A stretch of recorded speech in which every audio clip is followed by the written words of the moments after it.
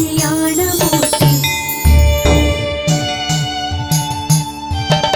न जानामि शब्दं न जानामि चार्थं न जानामि पद्यं न जानामि गद्यं चिदेकाषडास्या हृदि द्योतते मे मुखान्निस्सरन्ते गिरश्चापि चित्रम्। मयूराधिरूढं महावाक्यगूढं मनोहारि देहं महच्चित्तगेहं महीदेवदेवं महावेदभावं महादेवबालं भजे लोकपालम्। यदा सन्निधानं गता मानवामि भवाम्बोधिपारं गतास्ते तदैव इति व्यञ्जयः सिन्धुतीरे यास्ते तमीडे पवित्रं पराशक्तिपुत्रम्। यताब्धेस्तरङ्गालयं यान्ति तुङ्गास्तदैवापदः सन्निधौ सेवतां मे इति ऊर्मिपङ्क्तिर्नृणां दर्शयन्तं सदा भावये हृत्सरोजे गुहन्तम्। गिरौ मन्निवासे नरायेधिरूढास्तदा पर्वते राजते देधिरूढा इति ब्रुवन् गन्धशैलाधिरूढः स देवो मुदेवे सदा षण्मुखोऽस्तु। महाम्बोधितीरे महापापचोरे मुनीन्द्रानुकूले सुगन्धाख्यशैले गुहायां वसन्तं स्वभासालसन्तं जनार्तिं हरन्तं श्रयामो गुहन्तम्। लसत्स्वर्णगेहे नृणां कामदोहे समस्तोमसञ्छन्नमाणिक्यमञ्चे समुद्यत्सहस्रार्कतुल्यप्रकाशं सदा भावये कार्तिकेयं सुरेशम्।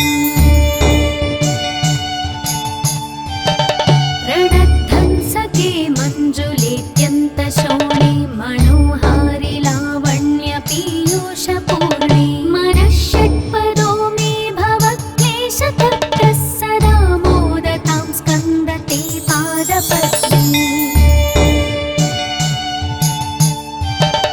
सुवर्णाभदिव्यां परैर्भासमानं क्वणत्किङ्किणीमेखला शोभमाना लसद्धेमपट्टेन विद्योतमानां कटिं भावये स्कन्दते दीप्यमाना। पुलिन्देशकन्या घना भोगतुङ्गस्तनालिङ्गनासक्त काश्मीररागं नमस्याम्यहं तारकारे तवोरस्वभक्तावरे सर्वदा सानुरागम्। विधौ क्लुप्तदण्डान् स्वलीलाधृताण्डान् निरस्ते भशुण्डान् द्विषत्कालदण्डान् हतेन्द्रादिषण्डान् जगत्त्राणशण्डान् सदा ते प्रचण्डान् श्रये बाहुदण्डान्। सदा शारदाश्यन्मृगाङ्काय दिस्युः समुद्यन्त एव स्थितास्त्यत्समन्ता सदा पूर्णबिम्बाः कळङ्कैश्च हीनास्तदा त्वन्मुखानां ब्रुवे स्कन्दसाम्यम्। स्फुरन्मन्दहासैः सहंसानि चञ्चत्कळाभरणैः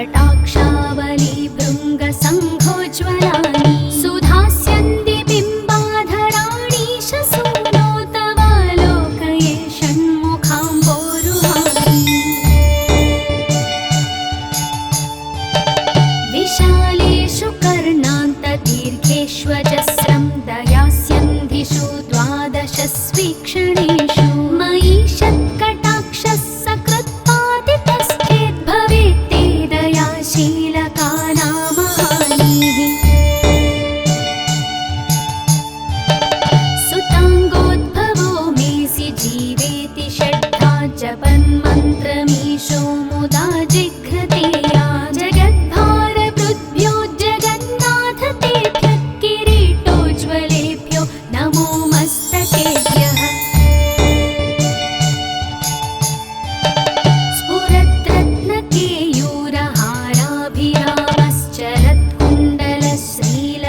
स्फुरद्रत्नकेयूरहाराभिरामश्चरत्कुण्डलश्रीलसद्गण्डभागः कटौ पीतवासाः करे चारुशक्तिः पुरस्तान् ममास्तां पुरारेस्तनूजः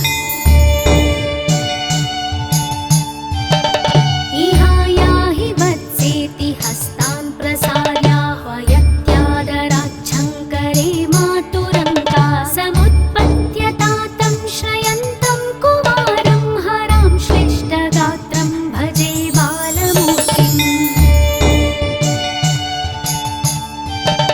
कुमारेश सूनो गुहस्कन्दसेनापते शक्तिपाणे मयूराधिरूढ पुलिन्दात्मजाकान्तभक्तार्तिहारिन् प्रभो तारकारे सदा रक्ष मां त्वम् प्रशान्ते त्रिये नष्टसङ्गे विचेष्टे कपोद्गारि वक्त्रे भयोत्कम्पि गात्रे प्रयाणोन्मुखे मय्यनाथे तदानीं द्रुतं मे दयालो भवाग्रे गुहस्त्वम् कृतान्तस्य दूतेषु चण्डेषु कोपाद्दहच्चिन्धि बिन्धीति मां तर्जयत्सु मयूरं समारुह्य माभैरिति त्वं पुरःशक्तिपाणिर्ममायाहि शीघ्रम्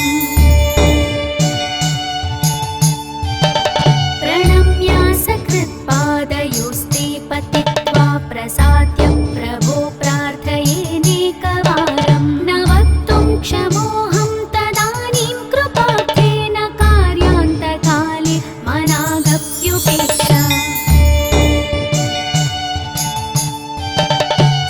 सहस्राण्डभोक्ता त्वया शूरनाम हतस्तारकः सिंहवक्त्रश्च दैत्यः ममान्तःहृदिस्थं मनक्लेशवेगं न हंसि प्रभो किं करोमि क्वयामि अहं सर्वदा दुःखभारावसन्नो भवान् दीनबन्धुस्त्वदन्यन्न याचे भवद्भक्तिरोधं सदा क्लुप्तबाधं ममाधिं द्रुतं नाशयो मासु तत्त्वम्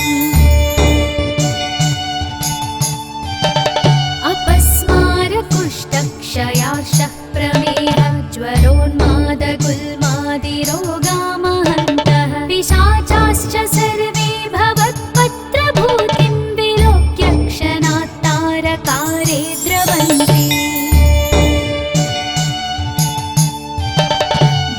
दृशिस्कन्दमूर्तिः श्रुतौ स्कन्दकीर्तिर्मुखे मे पवित्रं सदा तच्चरित्रं करे तस्य कृत्यं वपुस्तस्य भृत्यं गुहे सन्तु लीना ममाशेषभावाः मुनीनामुताहो नृणां भक्तिभाजामभीष्टप्रदा सन्ति सर्वत्र देवाः नृणामन्त्यजानामपि स्वार्थदाने गुहद्देवमन्यन्न जाने न जाने कलत्रं सुता बन्धुवर्गः पशुर्वानरो वाधनारी गृहे ये मदीयाः यजन्तो नमन्तस्तुवन्तो भवन्तं स्मरन्तश्च ते सन्तु सर्वे कुमाराः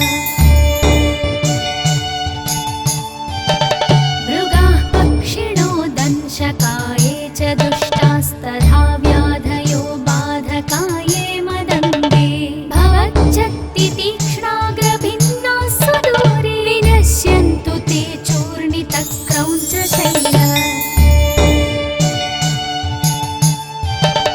जनित्री पिता च स्वपुत्रापराधं सहेतेन किं देवसेनाधिनाथ अहं चातिबालो भवान् लोकतातः क्षमस्वापराधं समस्तं महेश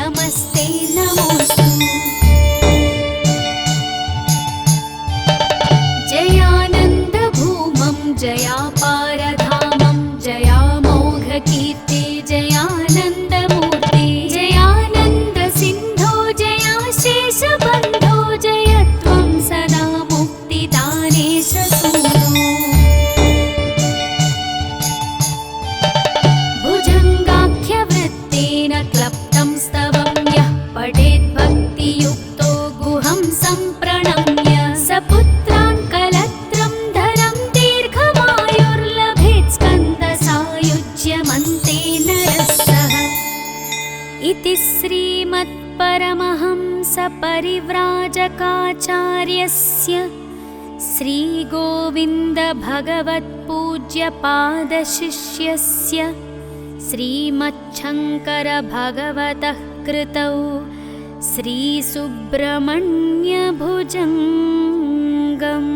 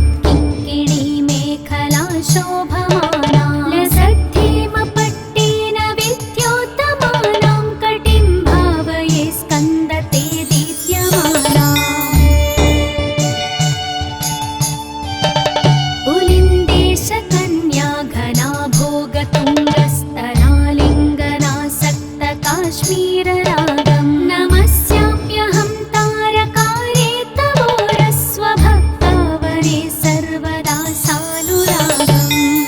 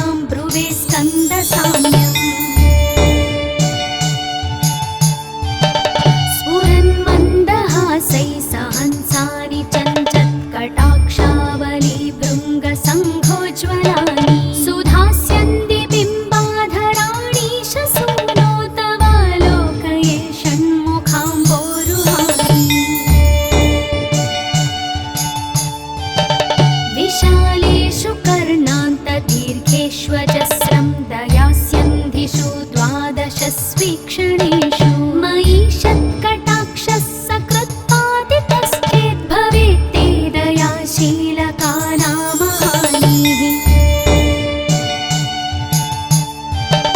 सुताङ्गोद्भवो मेऽसि जीवेति षड्धा जपन्मन्त्रमीशो मुदा जिघ्रतेया जगद्भारवृद्भ्यो जगन्नाथ तेभ्यः किरीटोज्ज्वलेभ्यो नमो मस्तकेभ्यः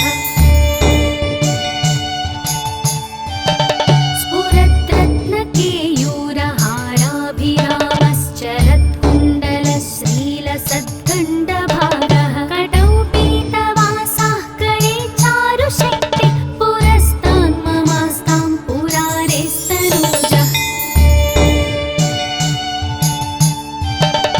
इहायाहि वत्सेति हस्तान् प्रसार्याह्वयत्यादराच्छङ्करे मातुरङ्का समुत्पत्य तातं श्रयन्तं कुमारं हरां श्लिष्टगात्रं भजे बालमूर्तिम्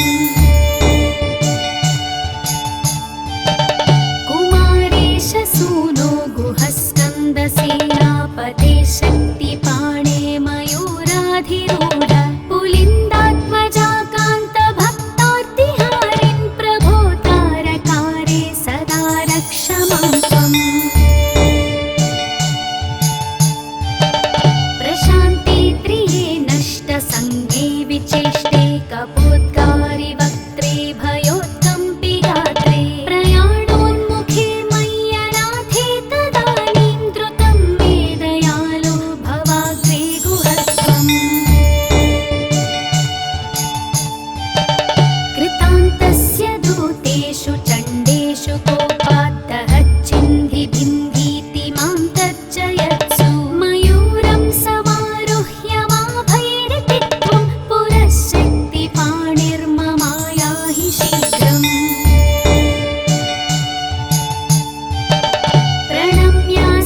प्रणम्यासकृत्पादयोस्ते पतित्वा प्रसाद्य प्रभो प्रार्थयेनेकवारं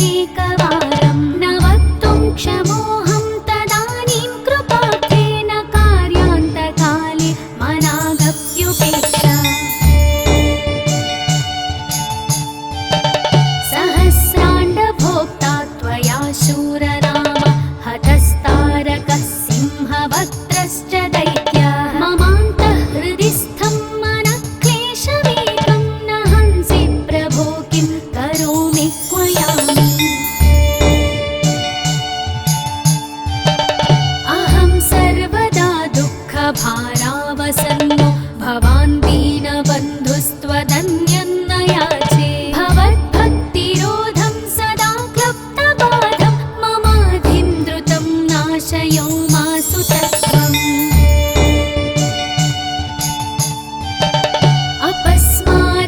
अपस्मारकुष्ठक्षयार्षः प्रमेहः ज्वरोन्मादगुल्मादिरोगामहन्तः पिशाचाश्च सर्वे भवत्पत्रभूतिं विलोक्य क्षणात् तारकारे द्रवन्ति दृशिस्कन्दमूर्तिः श्रुतौ स्कन्दकीर्तिर्मुखे मे पवित्रं सदा तच्चरित्रं करे तस्य कृत्यं वपुस्तस्य भृत्यं गुहे सन्तु लीना ममाशेषभावाः मुनीनामुताहो नृणां भक्तिभाजामभीष्टप्रदाः सन्ति सर्वत्र देवाः नृणामन्त्यजानामपि स्वार्थदाने गुहद्देव मन्यन्न जाने न जाने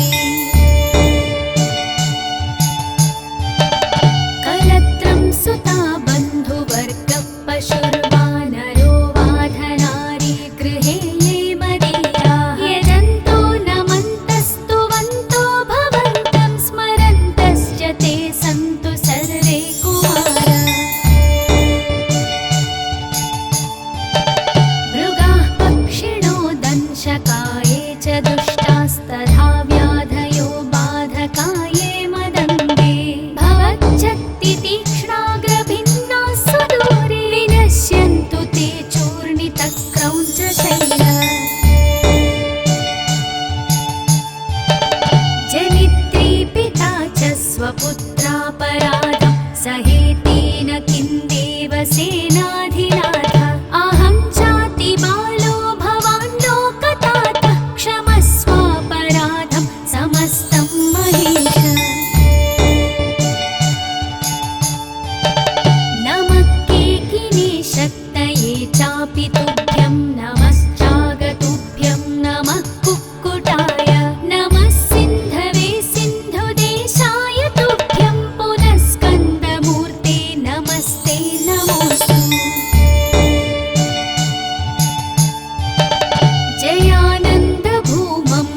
जयापारधामं जयामोघकीर्ते जयानन्दमूर्ते जयानन्दसिन्धो जयाशेषबन्धो जय त्वं सदा मुक्तिदानेश सूनो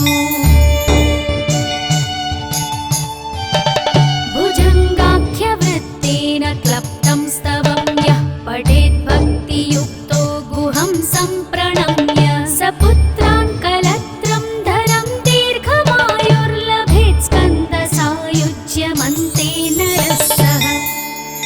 इति श्रीमत्परमहंसपरिव्राजकाचार्यस्य श्रीगोविन्दभगवत्पूज्यपादशिष्यस्य श्रीमच्छङ्करभगवतः कृतौ श्रीसुब्रह्मण्यभुजङ्गम्।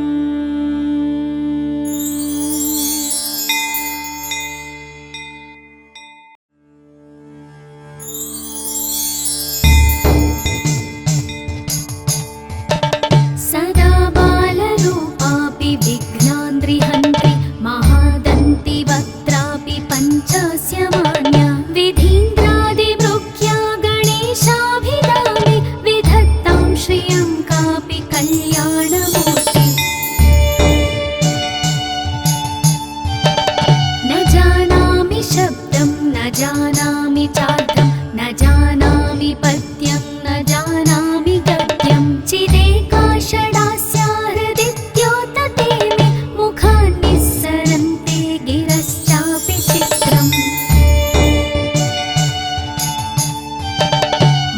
मयूराधिरूढं महावाक्यगूढं मनोहारि देहं महच्चित्तगेहं महीदेवदेवं महावेदभावं महादेवबालं भजे लोकपालम् यदा सन्निधानं गता मानवामि भवाम्बोधिपारं गतास्ते तदैव इति व्यञ्जयः सिन्धुतीरे यास्ते तमीडे पवित्रं पराशक्तिपुत्रम्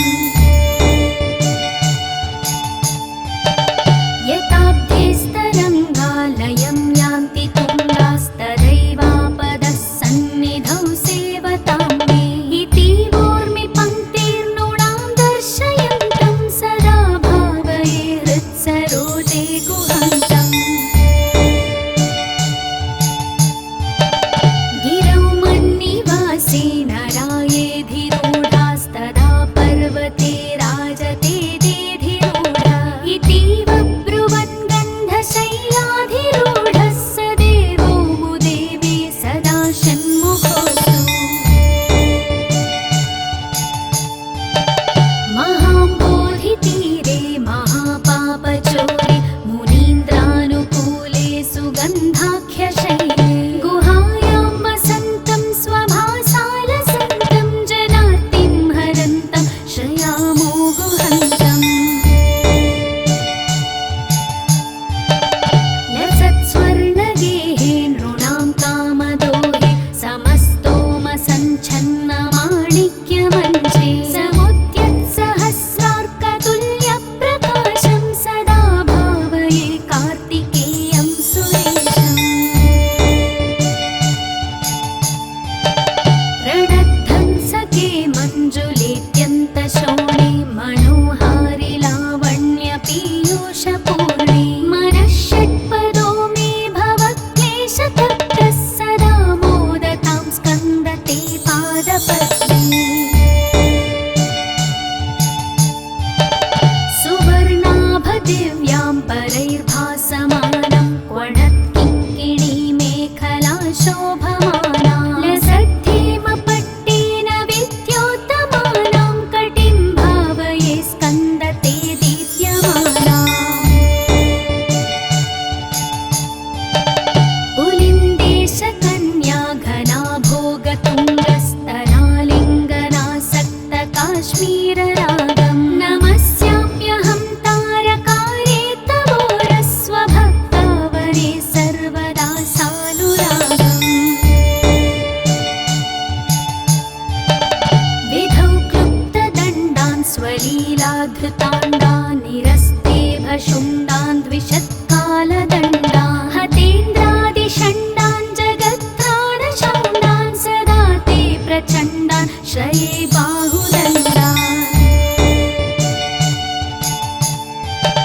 सदा शारदाश्यन् मृगां कायदिस्युः समुद्यन्त एव स्थिताश्चेत्समन्ताः सदा पूर्णबिम्बाः कलङ्कैश्च हीनास्तदा त्वन्मुखानां ब्रुवे स्कन्दसाम्यम् स्फुरन्मन्दहासैः सहंसानि चञ्चत्कटाक्षावली भृङ्गसङ्घोज्ज्वलानि सुधास्यन्ति बिम्बाधराणि शसूनो तवालोकये षण्मुखाम्भोरुहानि विशालेषु कर्णान्तदीर्घेष्वजस्रं दयास्यन्धिषु द्वादशस्वीक्षणेषु मयि षत्कटाक्षः सकृत्पातितश्चेद् भवेत् ते दयाशीलकानामहानिः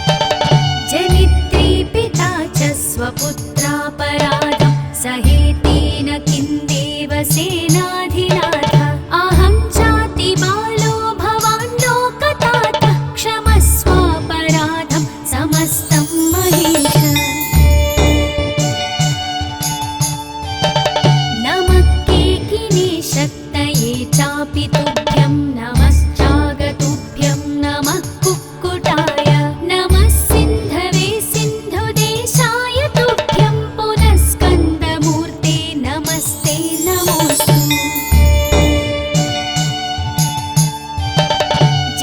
जयानन्दभूमं जयापारधामं जयामोघकीर्ते जयानन्दमूर्ते जयानन्दसिन्धो जयाशेषबन्धो जयत्वं सदा मुक्तिदानेश सूनो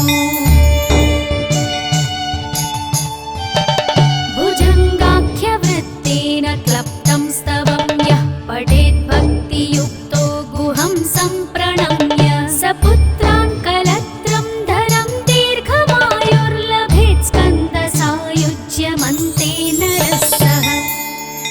इति श्रीमत्परमहंसपरिव्राजकाचार्यस्य श्रीगोविन्दभगवत्पूज्यपादशिष्यस्य श्रीमच्छङ्करभगवतः कृतौ श्रीसुब्रह्मण्यभुजङ्गम्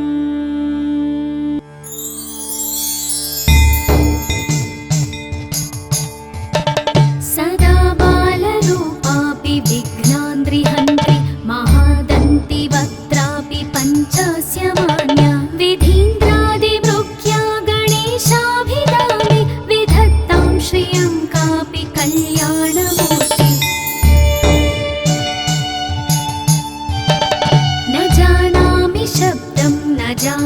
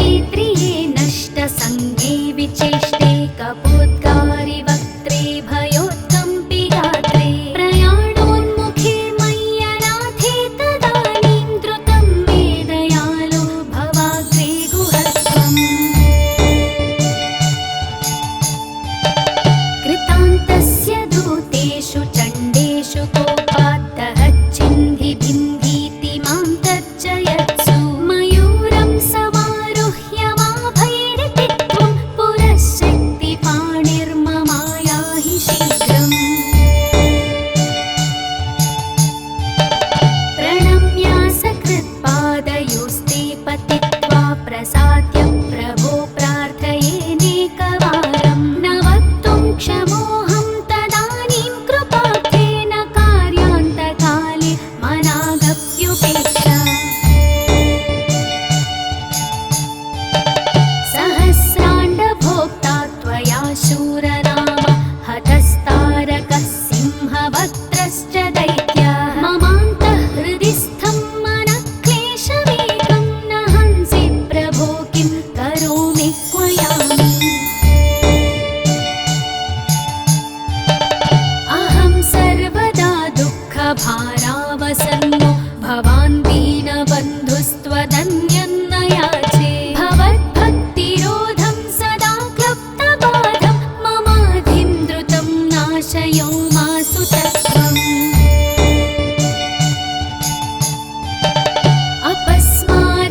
अपस्मारकुष्ठक्षयार्षः प्रमेह ज्वरोन्मादगुल्मादिरोगामहन्तः पिशाचाश्च सर्वे भवत्पत्रभूतिं विलोक्य क्षणात् तारकारे द्रवन्ति दृशिस्कन्दमूर्तिः श्रुतौ स्कन्दकीर्तिर्मुखे मे पवित्रं सदा तच्चरित्रं करे तस्य कृत्यं वपुस्तस्य भृत्यं गुहे सन्तु लीना ममाशेषभावाः मुनीनामुताहो नृणां भक्तिभाजामभीष्टप्रदा सन्ति सर्वत्र देवाः नृणामन्त्यजानामपि स्वार्थदाने गुहद्देवमन्यन्न जाने न जाने कलत्रं सुता बन्धुवर्गः पशुर्वानरो वाधनारी गृहे ये मदीयाः यजन्तो नमन्तस्तुवन्तो भवन्तं स्मरन्तश्च ते सन्तु सर्वे कुमाराः मृगाः पक्षिणो दंशकाये च दुष्टास्तथा व्याधयो बाधकाये मदङ्गे भवच्छक्तितीक्ष्णाग्रभिन्नाः सुदूरे विनश्यन्तु ते चूर्णितक्रौञ्चशैलाः जनित्री पिता च स्वपुत्रापराधं सहेतेन किं देवसेनाधिनाथ अहं चातिबालो भवान् लोकतातः क्षमस्वापराधं समस्तं महेश नमः केकिने शक्तये चापि तुभ्यं नमश्चागतुभ्यं नमः कुक्कुटाय नमः सिन्धवे सिन्धुदेशाय तुभ्यं पुनः स्कन्दमूर्ते नमस्ते नमोऽस्तु जयानन्दभूमं जयापारधामं जयामोघकीर्ते जयानन्दमूर्ते जयानन्दसिन्धो जयाशेषबन्धो जय त्वं सदा मुक्तिदानेश सूनो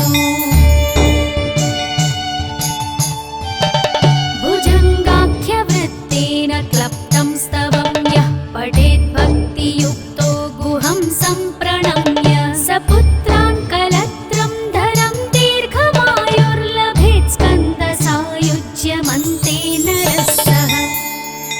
इति श्रीमत्परमहंसपरिव्राजकाचार्यस्य श्रीगोविन्दभगवत्पूज्यपादशिष्यस्य श्रीमच्छङ्करभगवतः कृतौ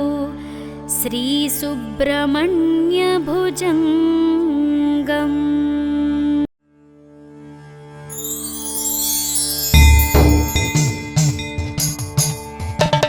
सदा बालरूपापि विघ्नान्द्रिहन्त्रि महादन्ति वक्त्रापि पञ्चस्य मान्या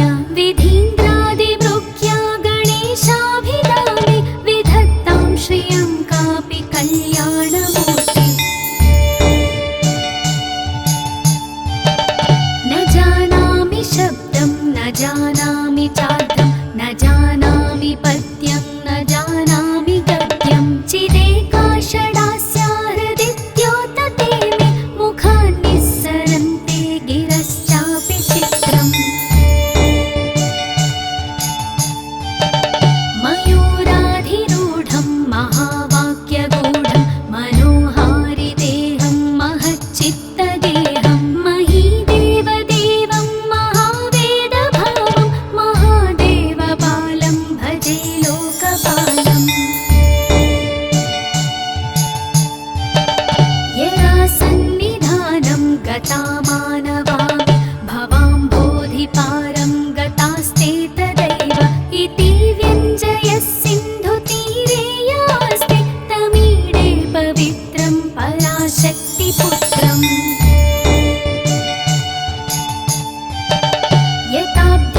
यताब्धेस्तरङ्गालयं यान्ति तुङ्गास्तदैवापदः सन्निधौ सेवतां मे इति वोर्मिपङ्क्तिर्नृणां दर्शयन्तं सदा भावये हृत्सरोजे गुहन्तम्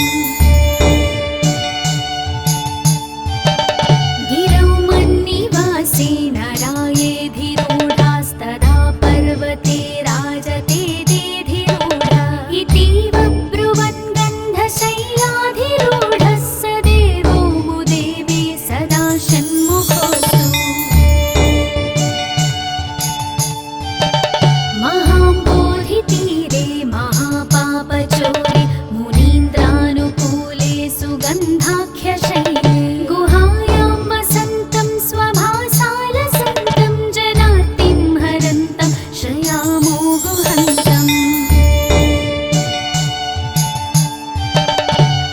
लसत्स्वर्णगेहे नृणां कामदोहे समस्तोमसञ्छन्नमाणिक्यमञ्चे समुद्यत्सहस्रार्कतुल्यप्रकाशं सदा भावये कार्तिकेयं सुरेशम् प्रणद्धं सखे मञ्जुलेत्यन्तशोणे मनोहारि लावण्यपीयूषपूर्णे मनः षट्पदो मे भवक्लेशतप्तः सदा मोदतां स्कन्दते पादपद्मे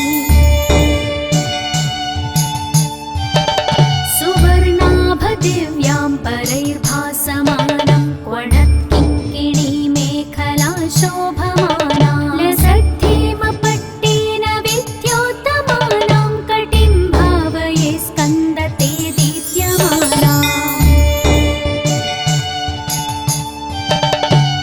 पुलिन्देशकन्या घना भोगतुङ्गस्तनालिङ्गनासक्तकाश्मीररागं नमस्याम्यहं तारकारे तवोरः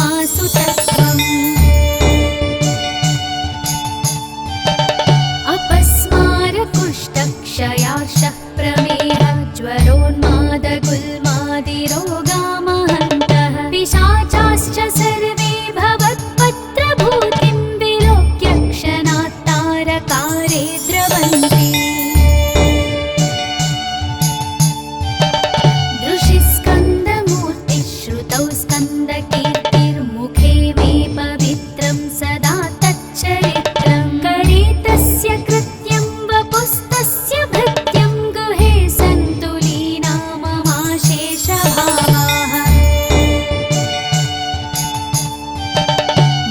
मुनीनामुताहो नृणां भक्तिभाजामभीष्टप्रदाः सन्ति सर्वत्र देवाः ऋणामन्त्यजानामपि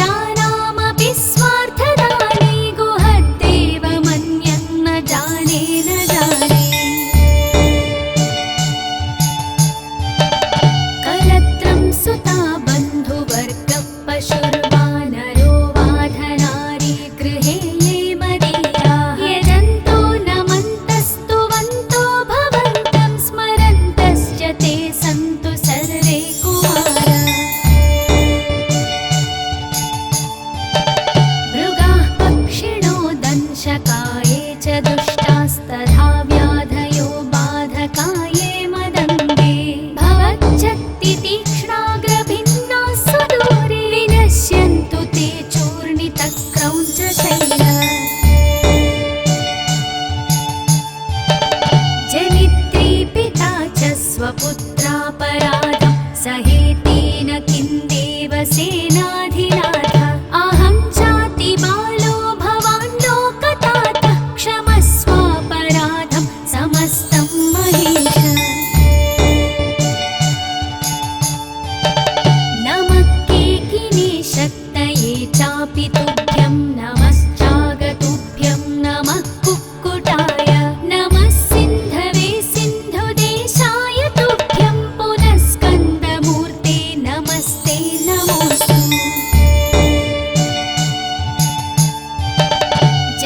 जयानन्दभूमं जयापारधामं जयामोघकीर्ते जयानन्दमूर्ते जयानन्दसिन्धो जयाशेषबन्धो जयत्वं सदा मुक्तिदानेश सूनो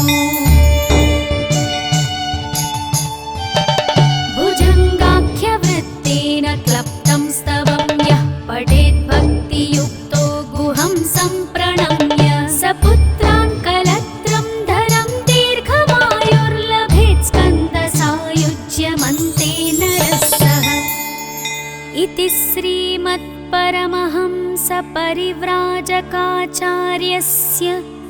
श्रीगोविन्दभगवत्पूज्यपादशिष्यस्य श्रीमच्छङ्करभगवतः कृतौ श्रीसुब्रह्मण्यभुजङ्ग